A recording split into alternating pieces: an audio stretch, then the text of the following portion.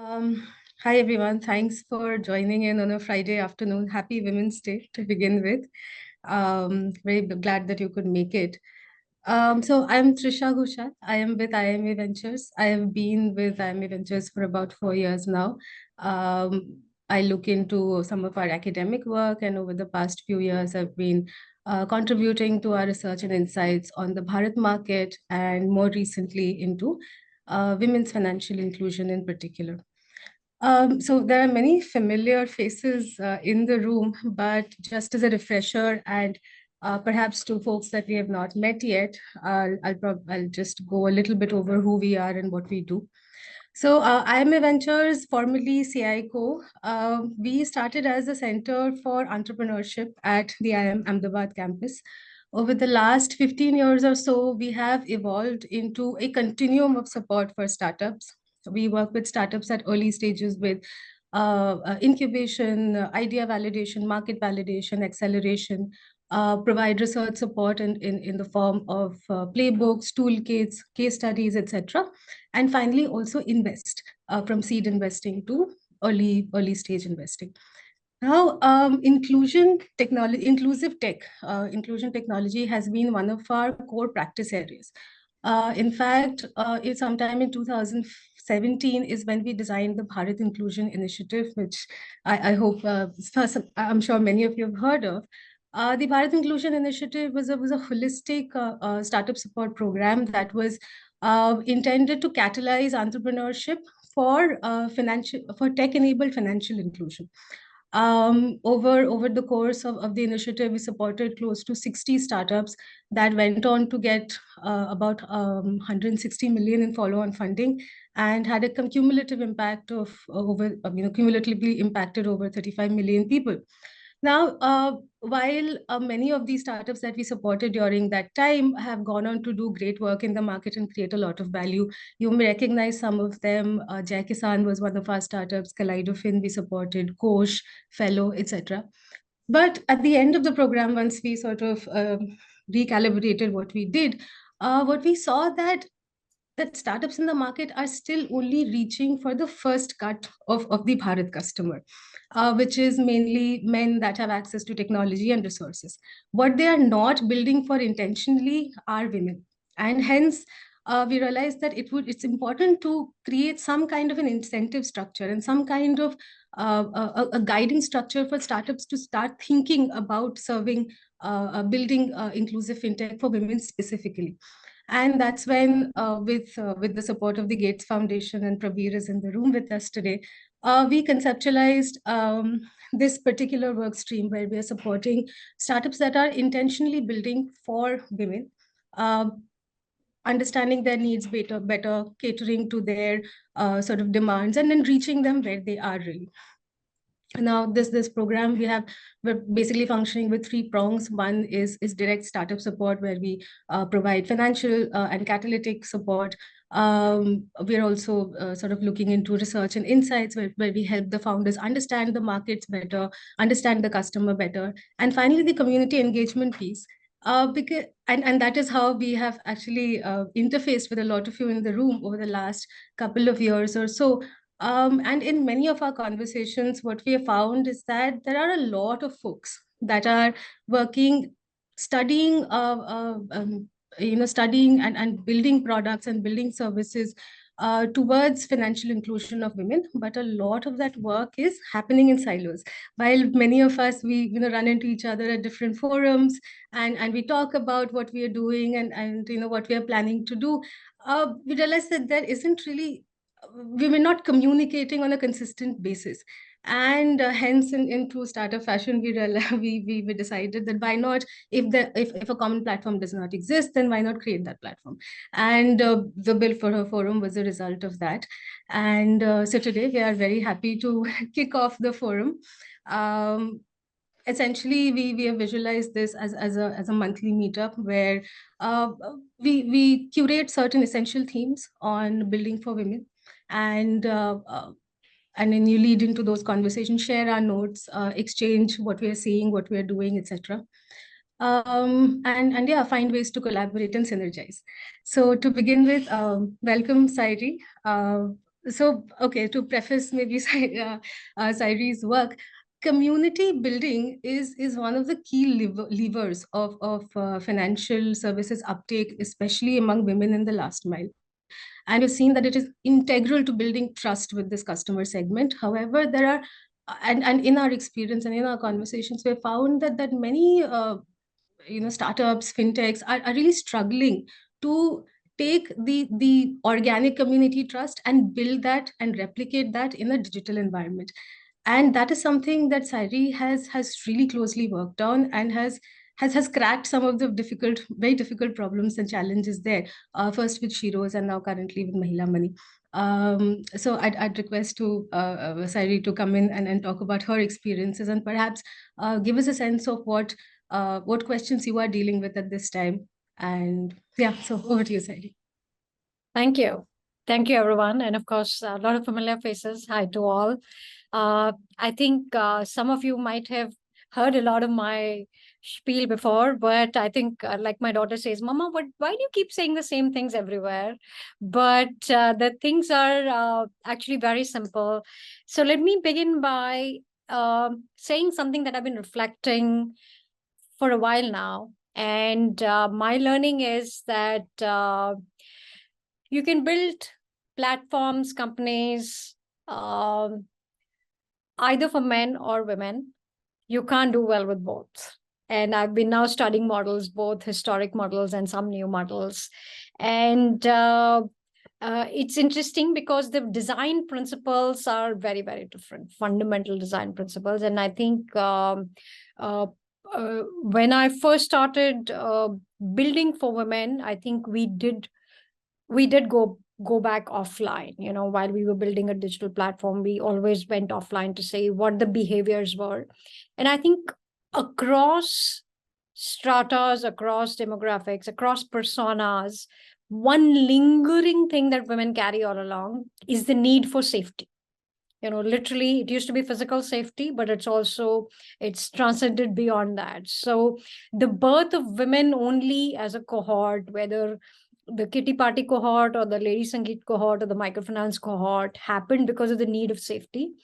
And from safety came trust. Repeated safety over a period of time is equal to trust. And I think these are two fundamental principles we've imbibed very, very deeply. And I think they go a long way in building for women. And I think we continue to prioritize them at every decision-making juncture, and whether it is launching a new product or engaging with our user. So very fundamentally, I think what we're really trying to do is replicate some of the things that worked in microfinance. I think microfinance was a fantastic playbook. I can't stop reading the balance sheets and annual reports of Credit Access Grameen. I think they've done phenomenal work. However, some of these models never digitized. They never digitized at scale. And I think that's the gap we are trying to fill, to say the user has come online, or at least, let's say hypothetically, if I as a woman got, let's say, a Credit Access Grameen loan, part of a microfinance, and my daughter probably doesn't want the same. My daughter wants it served on a phone, and she wants a little more than what her mother aspired to be. And I think that's the fundamental construct we have in mind. And so what are we really doing in terms of product design? I think two things. To build trust, we're using a lot of consumer tools. So for example, video is a consumer tool. It's a tool of interaction. It's a tool of creation. It's a tool of messaging. And so we've tapped into video as a massive lever for our community. In fact, most things that we do for our community are now on video, including a little thing called pre-dispersal counseling. So before you get the loan, we actually come on a video call with you and do a 10-minute literacy meets introduction call for every loan. And I know it doesn't sound scalable, but YC did say do things that don't scale, and then they will scale eventually. We also use video as a tool to create the the group experience. So we do a lot of interventions on groups. So for example, you are a new user, you have questions, we host something called an open loan house every afternoon. So it doesn't matter what kind of question you have, what kind of query you have, everybody is welcome in that room. And what it does is it makes us vulnerable as an organization. And I think to build trust, vulnerability is a little important. And second is we also use a lot of peer-to-peer in the same room. So I may be asking, let's say I run a beauty parlor business or I run a yoga studio, and chances are there's another woman who does it in the room. My level of trust will immediately go up. And I'm very likely to not only learn from this, and it's taking away the transactionality of it. And so for us, video does this job of building trust, building engagement, and recreating the group experience that existed in microfinance. The other thing we do is, and this is something I think a little bit of Shiro's learning,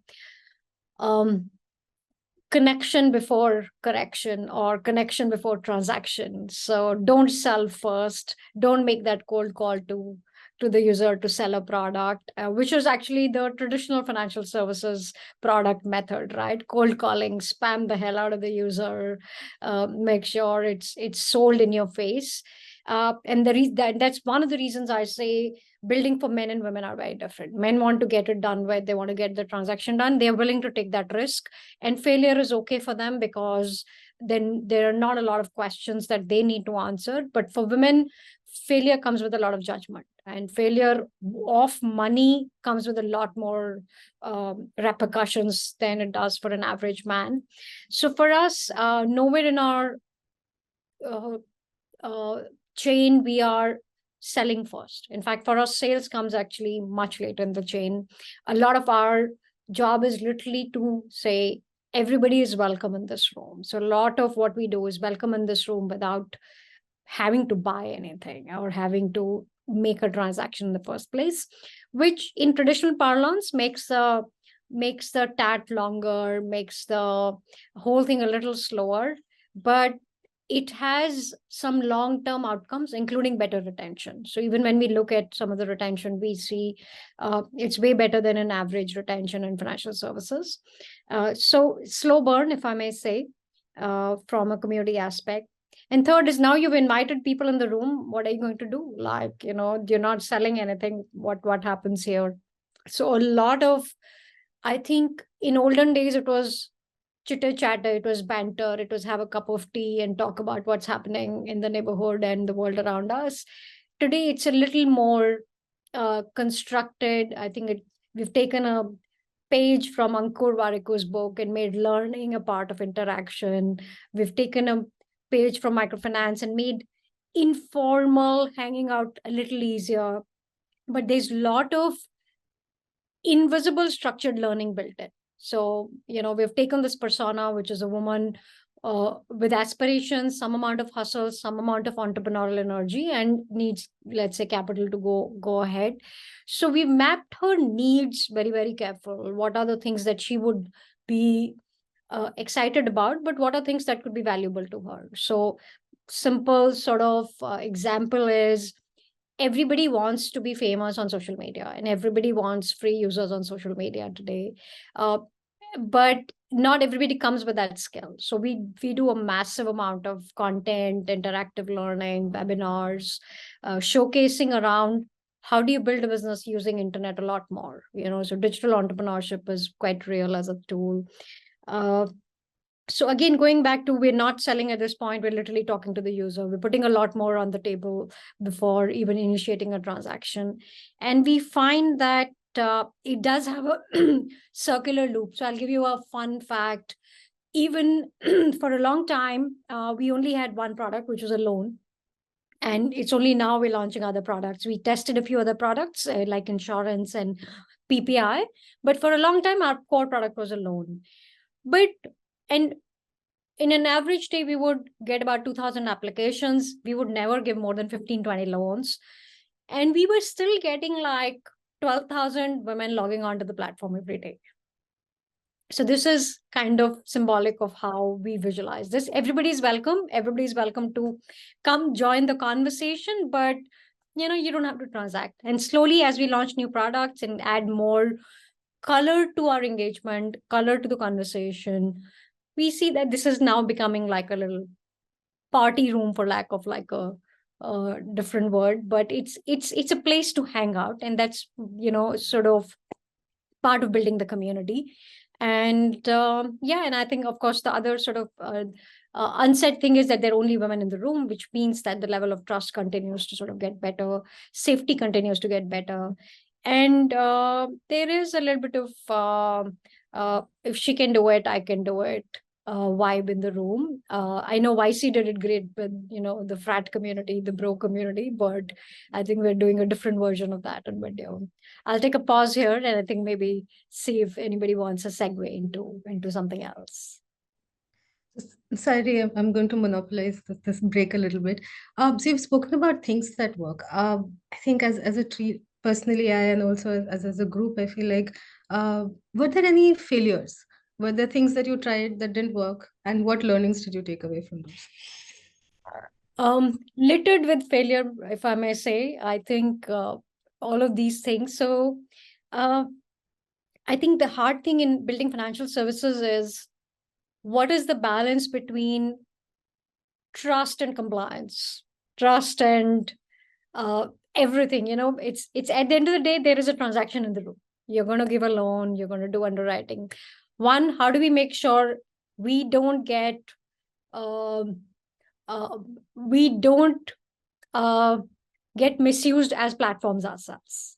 So for example, when we host sessions, there are a lot of women in the room, and they're asking questions, but we now have this little detection. It's literally called men prompting. So and men prompting is basically shadow businesses. So sometimes the businesses are not owned by women, but owned by men, and they make their wives log in and say, hey, ask this question for me, or like, can you apply for a loan for me? So constant struggle. I think the line between fraud and trust, and it constantly sort of collides, and we continue to sort of make effort to make it safe. But safety, even if there's one untoward incident, safety goes away, right? Because it's been violated. The safety of this group has been violated because there's one person who sort of misused it. So we continue to sort of work on it, but it's a hard problem. It still happens all the time. I think the other is scalability. Like I said, you can do predispersal counseling for maybe 1,000 women in a day, but what happens later? So today we're not worrying about it, but at some point we will have to worry about it and see, how we change our playbook from here on. And of course, I think even just the process of getting some of these fundamental things is, I think the first 15, 20 tries are all dead on arrival. Like before you figure out what works, for example, in content and conversation, in productizing what products should work. So for example, we don't do consumption loans because consumption loans come with a lot more fraud, medical fraud. You don't know what's the use case of the loan, recovery is harder, so things like that. So thanks, Sairee. I'm sure there's a lot to take away from there. Speaking to the house, folks, this is an open forum. So if you do have any questions, any comments, or if there are activities that you have tried out, if there are experiments that you have tried out, and that may speak to what Sairee has been talking about, or community building in general, please do feel free to chip in. Just raise your hand and take over, please.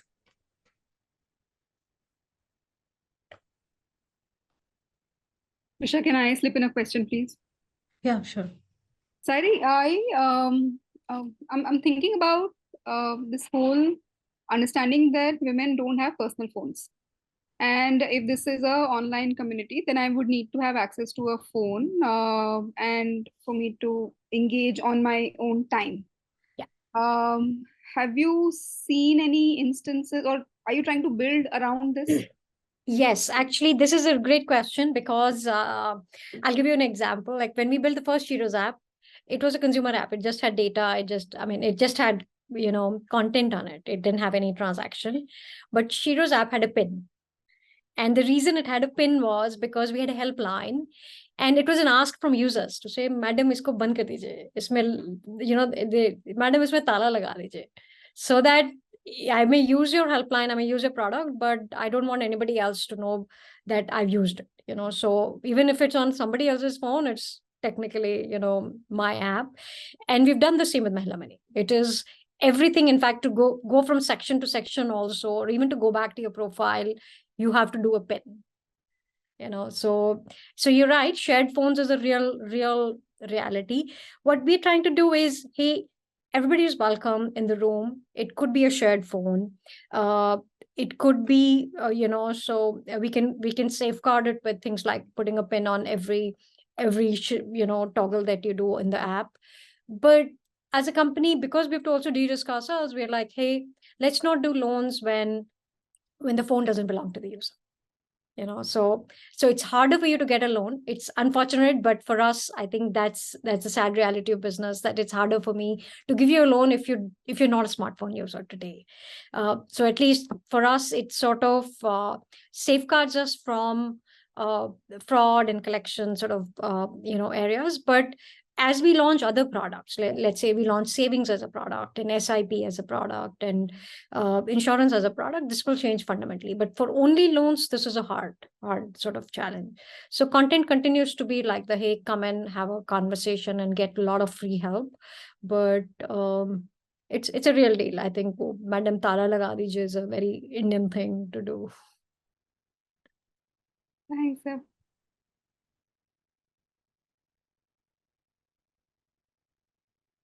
Any other questions from the group? I know of at least 2 startups, one of which is sort of building around the same thing, but I would not speak on their behalf.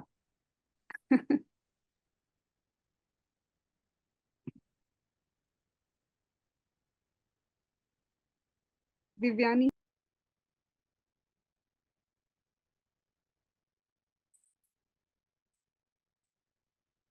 How did you overcome the penguin problem when starting out to build the community?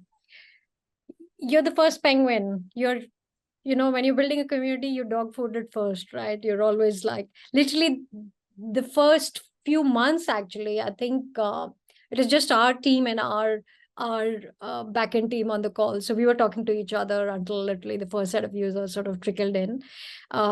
It's a typical, I think, cold start problem in any community or a marketplace. But literally the first 5 users will break it for you, right? They will sort of say, hey, the day you have first 5 users, you can sort of go on from there, right? And then we make sure that it goes from there. The good thing is, I think there are some things that everybody values a lot. So for example, how to sell on Instagram is our super hit sort of webinar. Like we do it every month and still it has takers and we find a lot of help there. Peer-to-peer learning. I think you're your own customer first, like literally your dog food. That's what we did. Even now, every now and then I will log in to see like who's asking, or I will pretend to ask a question from our team just to see how it feels like on the user side of things. But once conversations start, I think it goes from there really simply. And once somebody has come into the room and they've gotten a loan at the end of it, or their problem got solved, or they learned something, they're very likely to come back again. So some little bit, it's like a cup of tea, right? It just needs to, break down the ice a little bit. Actually, it's funny, a lot of these things are literally, literally from microfinance. All they did was get together, write in that register, have a cup of tea, and do that little transaction. The only thing we're doing is we're digitizing it with video and a little bit of other sort of things built in. But it's not very different. Is there like a limit on the number of people that you can create a community with?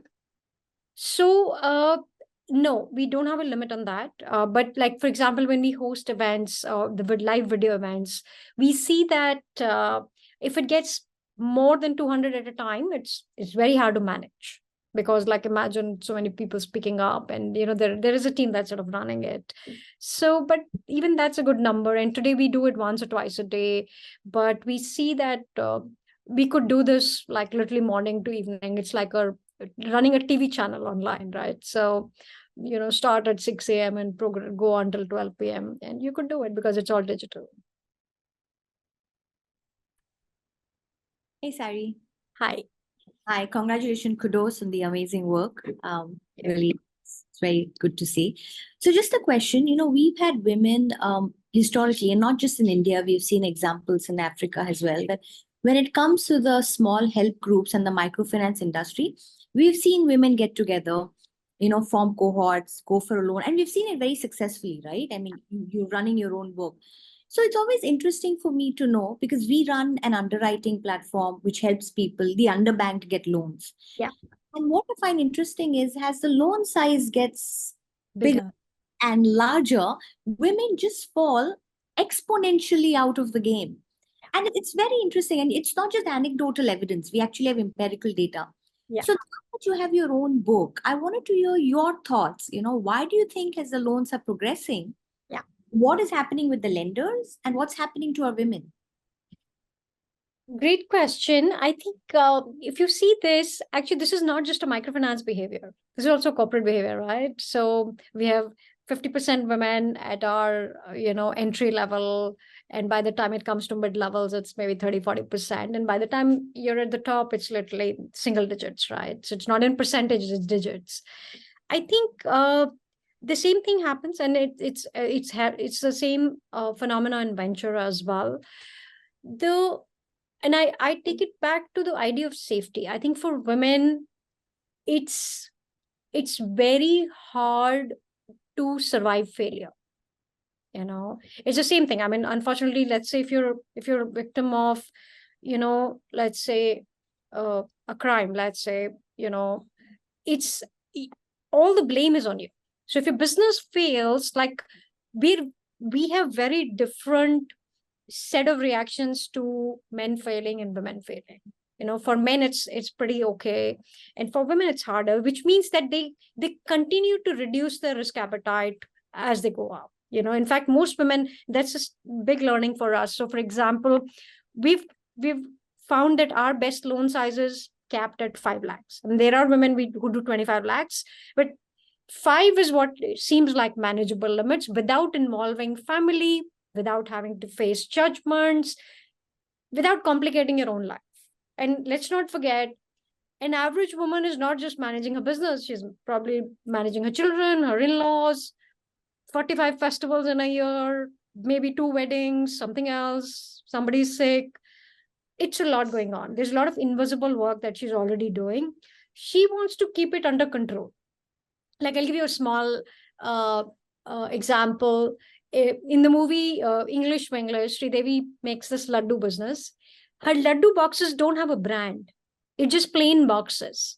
Even, you may have a thriving market. You may have like she goes in an auto and delivers it. Had it been a man, like he would have a name on that box, and he would go deliver in a van which carries probably a brand name. And I think we've done a pretty terrible job of women's ambitions here, right? Because you can't be ambitious without failure. And we have not allowed women to fail at all. We're not allowed to fail in corporate life. We're not allowed to fail in entrepreneur life. I mean, simply like second time women founders don't raise as much money, and second time male founders. But also this social penalty is pretty real, and of course, if you're going to be penalized for your enterprise, then you're not going to sort of go out there and sort of do this. They will be outliers, but that's 1%, 2%. For majority, I think they want to keep it safe, they want to keep it sane, and they want to manage their lives. The reason that all these women are working is they want something that belongs to them, gives them a sense of agency. That's the feeling they want to walk away with. Then they want to make sure they have some nest egg financially, maybe send their kids to education and things like that. So motivations are different, and risk-taking capacities are different. No, lovely. Thank you. And I love the English example. That was a movie that really struck a chord with me, especially the scene where the her French tutor calls her an entrepreneur, and she's like, oh my God, I am an entrepreneur. She calls home to say, यहाँ पे मुझे entrepreneur बुलाते हैं, right? Yeah. Beautiful. And we see the same thing. I think a lot of women who come to Mahila Money actually run a business that's not recognized in the, homes and families and neighborhoods. Like we all have, some RWA number where women are running a business, making salads to cupcakes, to yoga studios, to art and craft, to maybe, even manufacturing textiles and things like that. But, for even in our own minds, right? And we're so privileged and we have access to so much. We still think of it as a home-based business to say, yeah, like it's a thing she does when she has time, right? So I think it does come with a social connotation, pretty much. And the part of our the way we do content or some of these things is literally, we think of it like a YC. We say, hey, when you come here, you're part of something larger than yourself. There are other people who are doing the same thing. So it's cool to do this. It's awesome that you got here. And then, of course, I don't know if you track Mahila Money Social, you will see a lot of stories out there. So some of these women have become mini celebs, like because their businesses were featured. And this is probably the first time somebody's put their story out, right? So now they will put it on their WhatsApp stories and send it to their children or, somebody else, maybe to their mothers. No, beautiful. Thank you. Thanks for sharing that.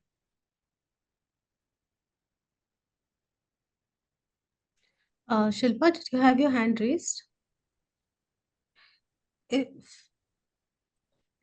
not, Sairee, and this is coming from I think one of the conversations that we had earlier is, so the women get onto your platform, they form a sense of community, and the current product that you're servicing is loans. What is your experience, or rather your your informed sort of speculation on product deepening?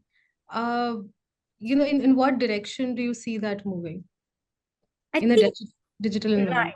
Yeah, I think our big learning is to, again, not hard sell. We don't want to put the hardest thing first. Loan is a very hard product. We did start there because we could start it without building much. We started on a type form and then sort of went from there. So it was not actually the most logical thing to do in terms of, building the entire stack. I think our approach is to sort of widen the net a little bit. It should be easy for anyone to come in. So let's say I'm a home baker and today I don't need a loan, but can I just come in and see what you guys are up to? Can I just listen to other women talking about something? So for us, deepening that is part of our strategy. I don't think so. I think the traditional financial services wisdom says sell hard, share more product information, send very, very complex forms to the user. I think all this is low trust and scares away the user, and a lot of women don't want that in the first place. So our product strategy is to deepen the community net, make it easy for anybody to come in, have a lot of hooks for them, even when they're not looking to consume a financial product, apply for a loan, apply for a card or insurance. What else can I find here that's of value to me as a business owner, as an entrepreneur, as a self-employed person, and then go from there. Which means that technically we're running a media company with a fintech and vice versa, and long burn again. But yeah, I think that's the way to go. Pallavi, you want to come in? Yeah. Hi, Sairee. Sairee, in bringing this woman, the entrepreneur, to this room, because you have so many conversations with them and, a lot of women put together, and we're not hard selling. What is she talking about? What are her concerns? Do you also see a pattern there as to what kind of conversations are happening? Yeah. So I think we also have to cordon this off a little bit. Look, if we let it loose, this will become lot of chatter. Like there's a lot of things to talk about. This is not a relationship forum. This is not a forum for, right, poetry or food or relationships. This is a forum for you and your entrepreneurial hustle. So we actually cordon this off a lot, and we stay within the vicinity of business. And also, it's not an all-day forum. It's not an open house. It's not a social network. It's not Instagram or Facebook. So that's why I say YC, right? Like there's a purpose centricity to it. I come into it because I want to talk about only this. So most women are just talking about their business. मैं क्या करना चाहती हूँ, मैं क्या करके आई हूँ, मैं क्या सोच रही हूँ, what are other people doing. Like I'll give you some snippets. I'm a home baker and I want to buy an oven. कौन सा oven अच्छा रहेगा? It's a very popular thing. I mean, I didn't know that beauty parlor equipment is a big topic of conversation, and there's a lot of complexity there in selecting products for your beauty parlor or which makeup kits to buy. And some of these things are now part of loan financing for us, right? To say, or acquiring customers. GST is a big topic. We continue to look for more GST support. Udyam certificate kaise lagaye, or I think so. A lot of them are in the vicinity of the sectors we operate in. So beauty, food, apparel, services, D2C. These are top 5. Like D2C is very popular. Thanks to Shark Tank, everybody wants a brand to, become a national brand. So we see that ambition, main ghar se, I make aloe vera cream. Now, how do I make like a real D2C out of it? So we see, so it's very vicey. It's just your ambition, and what else you can do with it. And we purposely don't want this to become a wandering exercise, because then our community becomes even thinner, right? So for us, it's a hard challenge again, like saying no to things. People look, if left in a room, there'll be a lot of conversation, but we do sort of moderate it actively. Thanks. Sure. Misha? Hi, Sairee. Hope you're doing well. This is Misha from Dwara Research. We had met, I think, a year or so ago at one of the forums. So I had a follow-up question to what you were talking about in terms of, the kinds of advice that these women seek. So is there a team on your side who's answering all of these questions? That was one of my questions. And the second follow-up question I had is that even at Dwara Research, we've been thinking about, for example, how can we help nano entrepreneurs or small entrepreneurs with non-financial advisory and business support. And a lot of what you're talking about today is along those lines, right? Like they get a loan, but they also need help with, figuring out their GST plan, Udyam, etc. So is there like a structured team within your organization that provides non-financial support? And are there any kind of templates or tools, not necessarily at Mahila Money, but even outside in the sector, that is useful to provide these nano entrepreneurs with non-financial business advisory support? And also related to that, you spoke about one of the popular demand being Instagram pe kaise, saman beche. So what are some of the other non-financial requirements from their side? Like if you can share some insights on that. Got it. So what we've done is we have, so for example, in terms of org design, people who call for collections don't come on community calls. So we've kept that very different. So it's very hard to be friends with you and also sort of then tell you to pay up, like just different sort of skill set. So we, here's what we've done. We've in fact made our first acquisition in the content space. So we're beefing up our content play constantly.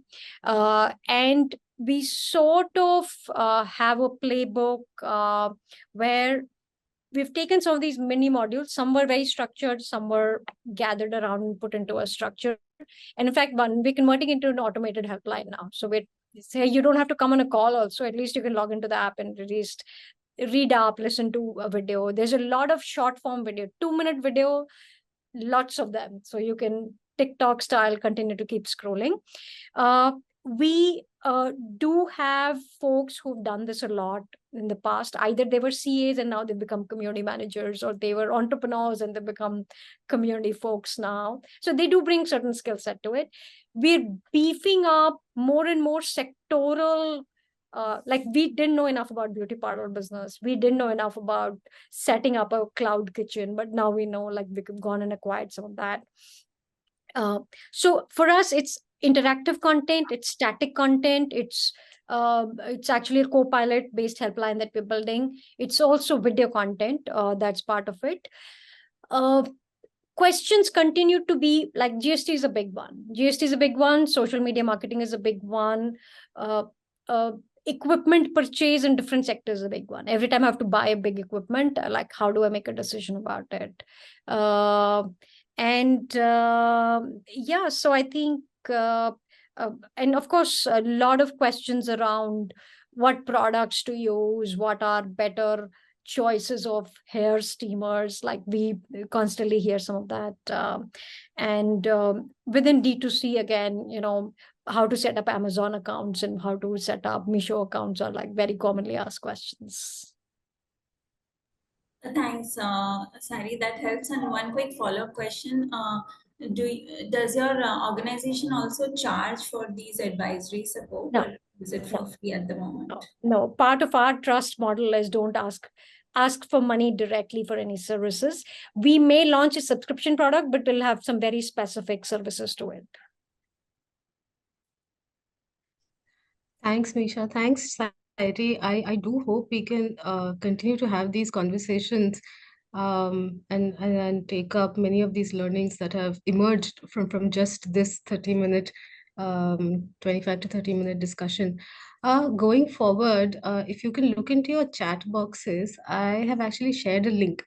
And I'll also share my screen to show what I'm talking about.